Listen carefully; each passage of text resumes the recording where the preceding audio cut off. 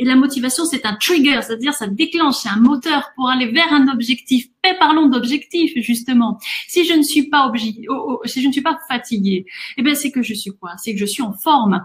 Alors, pourquoi ne pas dire je suis en forme? Comment allez-vous aujourd'hui? Pas trop mal. Non, vous allez bien. Et c'est juste, c'est vrai qu'on le dit, ça régulièrement. C'est vrai, ça nous sort comme ça. Oh, ça va pas si mal aujourd'hui. Non, non, attends, ça veut dire qu'une bonne partie va bien, quoi. En gros. Exactement. Et quand on se dit que ça va pas trop mal, eh bien, on se démotive et on ne s'en rend pas compte. Et les gens rentrent chez eux le soir et se disent, oh, je suis pas trop bien en ce moment. J'ai un peu de perte de motivation. Je crois que ça doit être l'automne. Non, c'est pas l'automne. L'automne, c'est merveilleux. c'est tout simplement toutes ces petites phrases qui sont d'ailleurs des tics verbaux, hein. T'inquiète pas, c'est pas grave, pas de soucis, etc.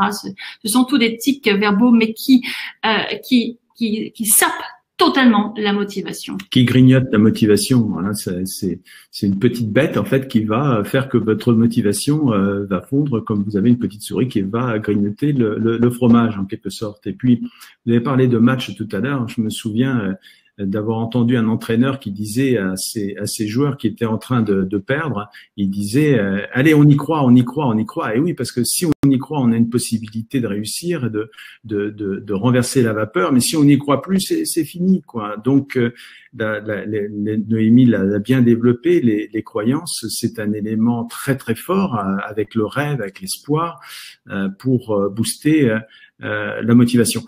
Et ce qui est très très important, c'est que nous avons les outils pour travailler ça. Voilà, parce que si on était que descriptif, eh bien on dirait oui, ben d'accord, il faut y croire. Bon, mais comment je fais pour fabriquer ça? Voilà, comment je fais pour tordre le cou aux croyances limitantes? Comment je fais pour booster mes croyances aidantes? Parce que je peux me dire, oh, je crois que je suis capable, mais je peux me dire, je suis sûr que je suis capable. À ce propos, Jack LaMotta.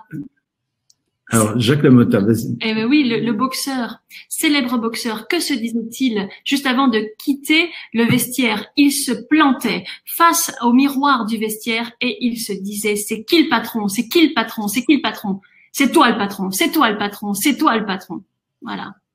Et bien ça, ce sont des phrases comme on a pu l'évoquer précédemment. Ce sont des déclencheurs de quelque chose. Je suis fatigué, ça déclenche la démotivation. C'est qui le patron pour un sportif qui va monter sur le ring? C'est moi le patron. C'est un trigger qui va déclencher donc du coup la gagne. Et au passage, ce boxeur, en fait, pratiquait sans le savoir de l'auto-hypnose. Il était en train de se persuader qu'il était. Alors, est-ce que c'était le patron ou pas? Mais on s'en moque. Lui, il y croyait, quoi. Et ça, c'est de la programmation et c'est de la motivation. Évidemment, il faisait pas ça comme ça pour être gentil. Il faisait ça pour se motiver. Il avait compris le mécanisme et voilà ce que l'on va enseigner. On va enseigner ça et j'ai prononcé le terme d'auto-hypnose. Je voudrais revenir juste un instant dessus. Nous, Noémie et moi, on accorde beaucoup d'importance à l'autonomie. On pense que, évidemment, c'est toujours intéressant, et j'invite les gens à le faire, d'aller voir un hypnopraticien pour changer des choses. Mais j'invite aussi les gens à maîtriser cet outil-là pour pouvoir l'utiliser quotidiennement. Nous avons besoin de motivation au quotidien. Puis, on l'a dit tout à l'heure, de temps en temps, vous avez des gens qui font baisser votre niveau de motivation ou vous-même les difficultés que l'on peut avoir.